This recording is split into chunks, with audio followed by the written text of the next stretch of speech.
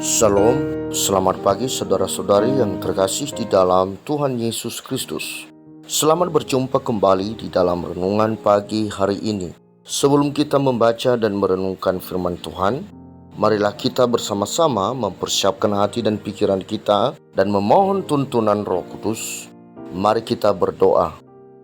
Bapa kami yang di surga, kembali kami datang ke hadapan-Mu di dalam hadirat-Mu yang kudus. Sucikanlah kami, orang yang berdosa ini, sehingga kami layak di hadapan-Mu. Kami mengaku bahwa kami penuh kelemahan yang menyebabkan kami selalu gagal dan berdosa. Ampunilah kami. Ya Bapa, tidak lupa kami mau bersyukur untuk hari baru yang boleh kami terima saat ini. Pimpinlah kami di dalam mengisi hari-hari kami, agar kami selalu berjalan di jalan-Mu. Sebelum memulai aktivitas hari ini, kami mau memulainya dengan membaca dan merenungkan firman-Mu. Mohon pimpinan Roh Kudus agar kami dapat memahami maksud-Mu. Terima kasih Bapa. Di dalam nama Yesus Kristus kami berdoa. Amin. Saudara-saudari yang dikasihi Tuhan, renungan firman Tuhan pada pagi hari ini terambil dari Kolose pasal 3 ayat 12-13. Saya akan membacakannya untuk kita. Karena itu, sebagai orang-orang pilihan Allah yang dikuduskan dan dikasihinya, kenakanlah belas kasihan, kemurahan, kerendahan hati, kelemah lembutan, dan kesabaran. Sabarlah kamu seorang terhadap yang lain, dan ampunilah seorang akan yang lain, apabila yang seorang menaruh dendam terhadap yang lain. Sama seperti Tuhan telah mengampuni kamu, kamu perbuat jugalah demikian. Saudara-saudariku yang terkasih, judul renungan pada pagi hari ini adalah mengampuni dan membebaskan. Saudara-saudari yang dikasihi Tuhan, sebagai orang percaya, orang Kristen, kita mengenal konsep dosa asal, di mana sejak lahir setiap orang adalah manusia berdosa. Hal ini dipahami sejak kejatuhan manusia di dalam dosa, menjadikan Adam dan Hawa sebagai manusia berdosa, sehingga kita yang adalah keturunannya juga menjadi orang berdosa karena mewarisi sifat dosa itu, dan kita harus dihukum. Namun Allah menunjukkan kasih setia-Nya. Allah sendirilah yang bertindak untuk membebaskan umat-Nya dari dosa dengan mengirimkan Yesus anaknya yang tunggal untuk menerima dan memikul sendiri hukuman yang seharusnya ditanggung oleh umat-Nya. Yesus telah disalibkan bagi kita, umat-Nya. Ia mengampuni dan membebaskan kita. Saudara-saudari yang dikasihi Tuhan, sebagaimana Tuhan yang terlebih dahulu telah memberikan pengampunan bagi umat-Nya, demikian pula lah seharusnya kita mengampuni sesama kita. Memang tidak semua orang dengan mudah mengampuni kesalahan yang diperbuat seseorang, baik disengaja atau tidak disengaja, yang merugikan dirinya. Kita menyadari bahwa perselisihan antara sesama seringkali terjadi, sehingga menimbulkan dendam di antara satu terhadap lainnya.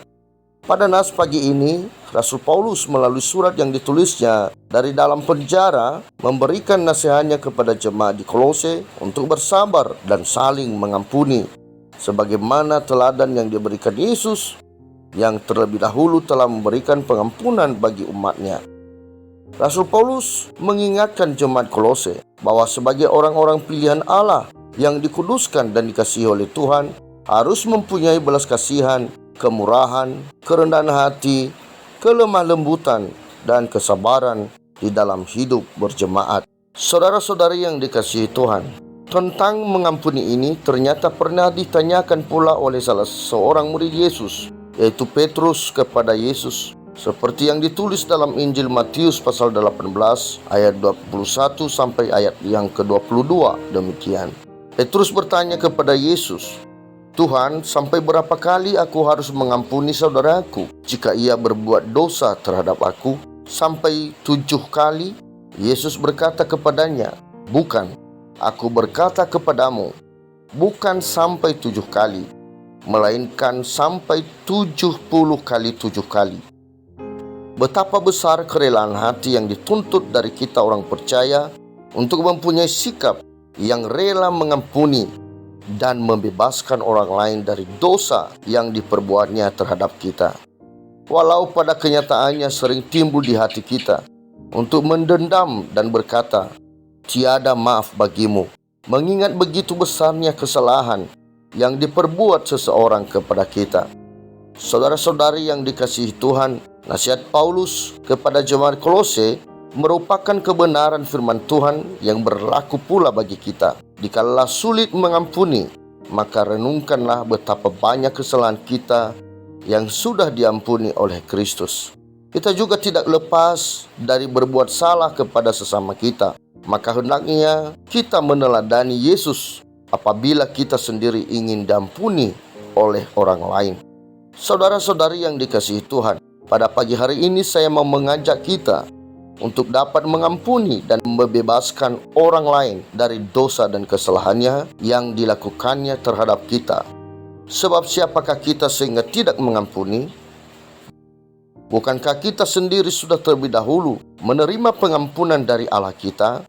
Mari kita belajar hidup kudus dan memohon Roh Kudus menjamah hati kita agar dipenuhi belas kasihan, kemurahan, kerendahan hati, kelemah lembutan, dan kesabaran, sehingga kita mampu memberikan pengampunan bagi sesama. Demikianlah renungan pada pagi hari ini. Tuhan memberkati. Kita akan menutup renungan dalam doa. Tetapi jika saudara ingin didoakan secara khusus, hubungi email kami. Kerinduan kami agar channel ini menjadi berkat bagi banyak orang. Mari kita berdoa. Begitu indah firman-Mu Bapa, betapa kami bersyukur telah mendengarkannya. Firman-Mu menyadarkan hidup kami, agar kami mengampuni dan membebaskan orang yang bersalah seperti Tuhan mengampuni manusia yang berdosa dan membebaskan dari hukuman. Yesus adalah teladan bagi kami. Mampukanlah kami untuk meneladani kasih Kristus. Terima kasih Tuhan firman-Mu ini. Pada kesempatan ini kami juga memohon pemeliharaan Tuhan untuk kami, seluruh umat-Mu, juga untuk seluruh pemimpin gereja serta hamba Tuhan. Biarlah kami semua hanya mengandalkan Engkau dalam menjalani kehidupan dan kerja pelayanan bagi Tuhan di setiap waktu. Berkatilah hidup kami ya Bapa. Demikian pula kami berdoa untuk bangsa dan negara kami, para pemimpin dari tingkat pusat sampai ke daerah-daerah.